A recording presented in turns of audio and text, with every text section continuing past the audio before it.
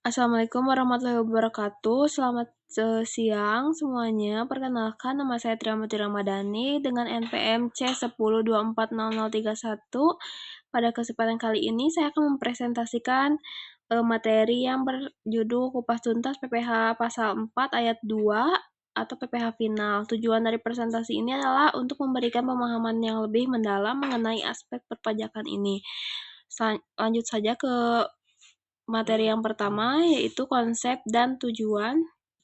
Jadi pada slide ini itu ada konsep dan tujuan. Yang pertama itu ada PPH final atau pajak langsung selesai. Maksudnya itu PPH final itu seperti pajak sekali bayar atau langsung selesai. Begitu kita membayar pajak, maka kewajiban atas penghasilan itu dianggap lunas. Yang kedua itu tidak dihitung langsung di SPT tahunan.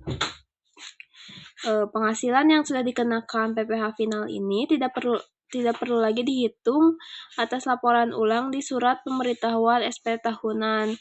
Ini membuat laporan pajak tahunan akan lebih ringkas. Nah, yang ketiga itu ada berdasarkan penghasilan bruto.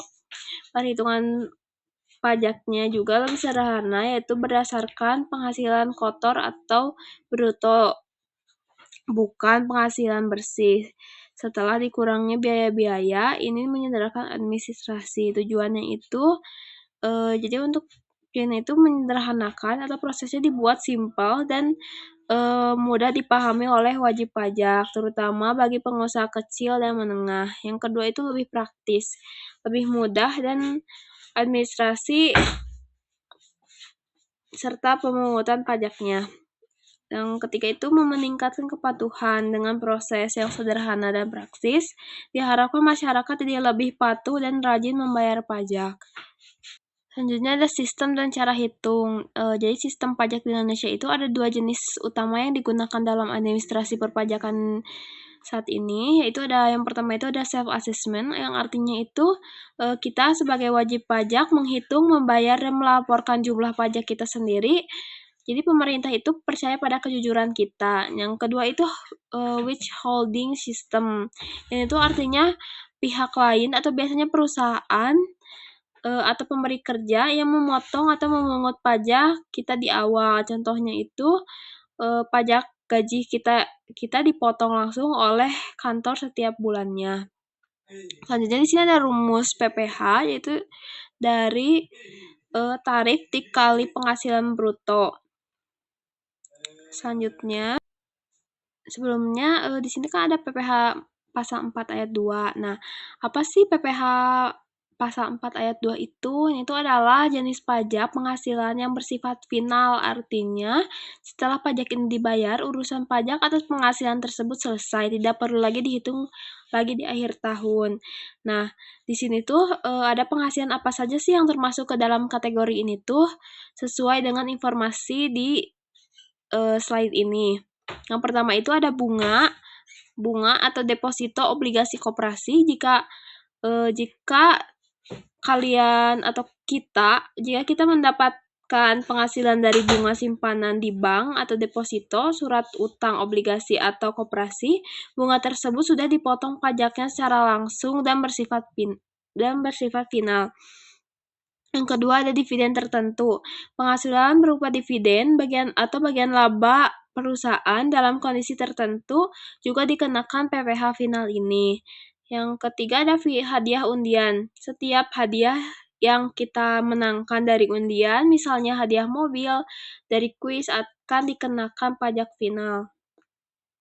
Selanjutnya yang keempat ada saham dan sekuritas. Keuntungan dari penjualan saham dan transaksi sekuritas lainnya di bursa efek juga termasuk objek PPH final. Selanjutnya ada tanah dan bangunan. Saat kita menjual properti seperti tanah dan bangunan, pajak atas penghasilan dari penghasilan tersebut juga bersifat final. Dan yang terakhir ini ada jasa konstruksi.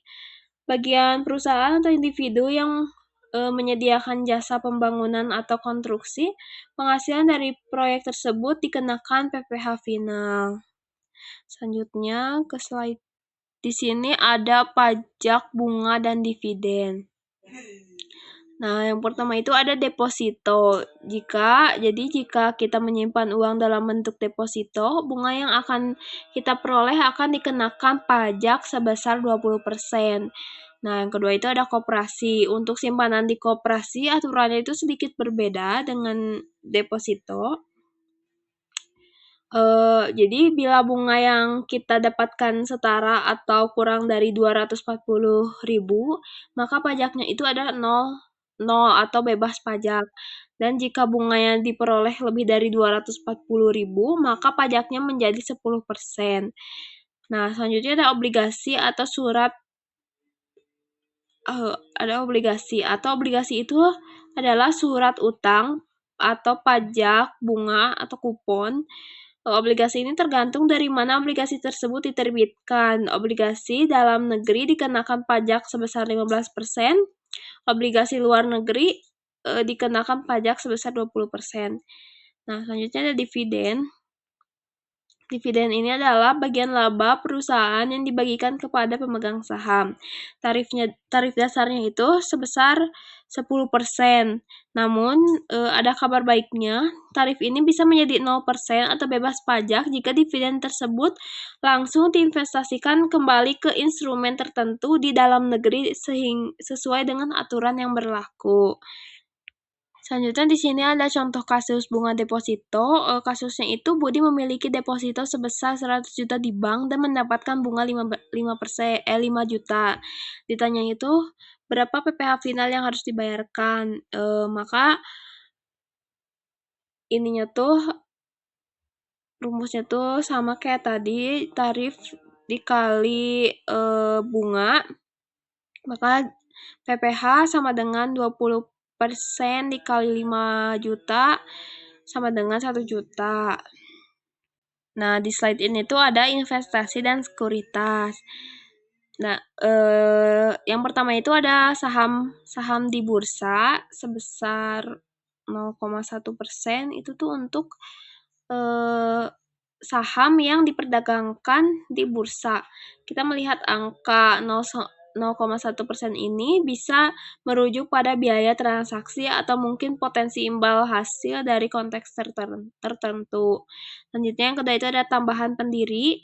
Ada juga angka 0,5% untuk tambahan pendiri.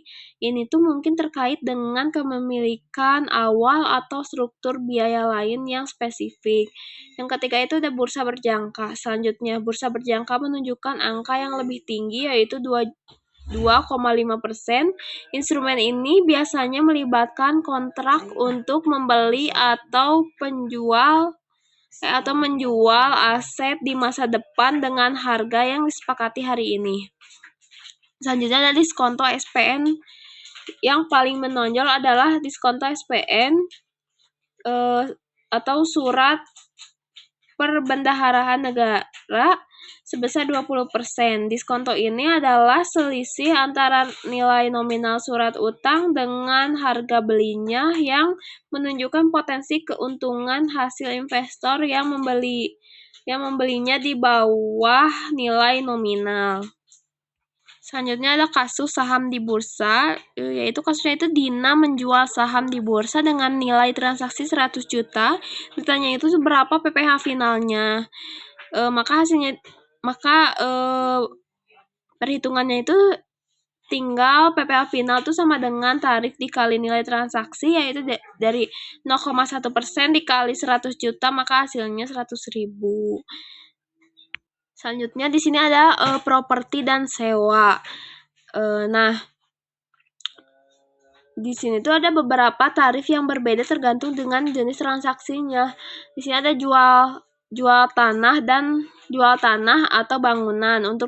Untuk transaksi umum, pajaknya itu 2,5% dari nilai penjualan. Untuk yang sederhana tarifnya lebih rendah yaitu 1%.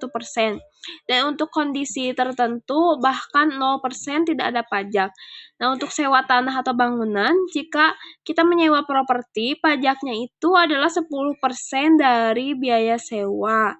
Selanjutnya ada real estate atau KIK.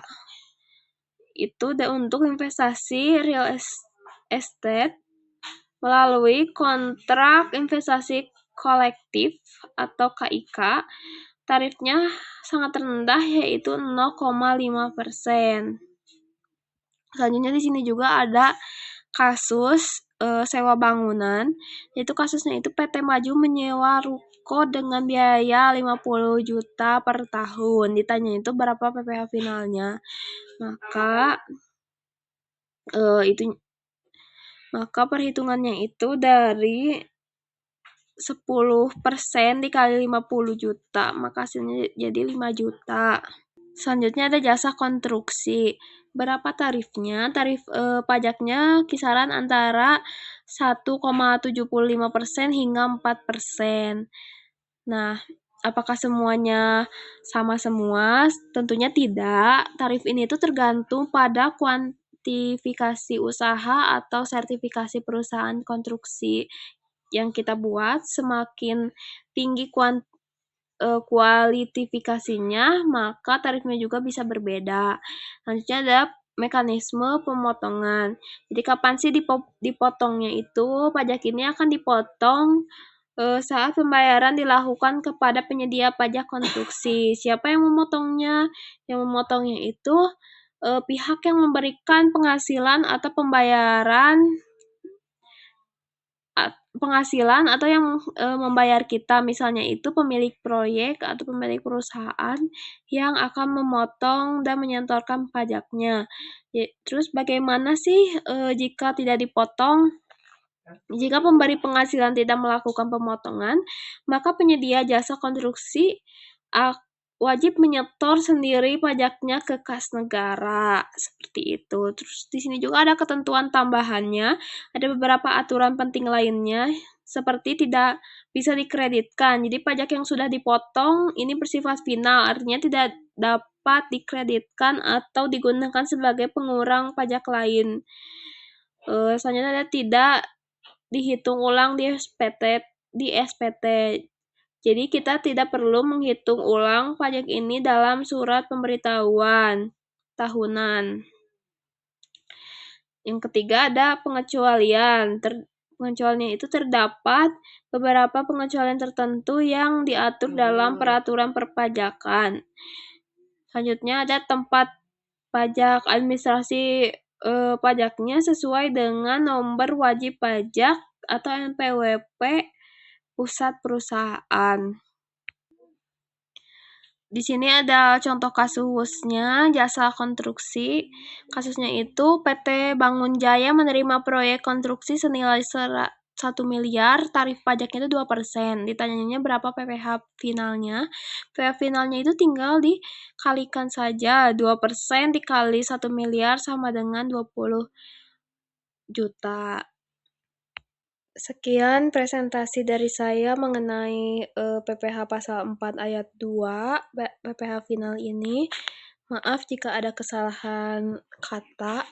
Wassalamualaikum warahmatullahi wabarakatuh.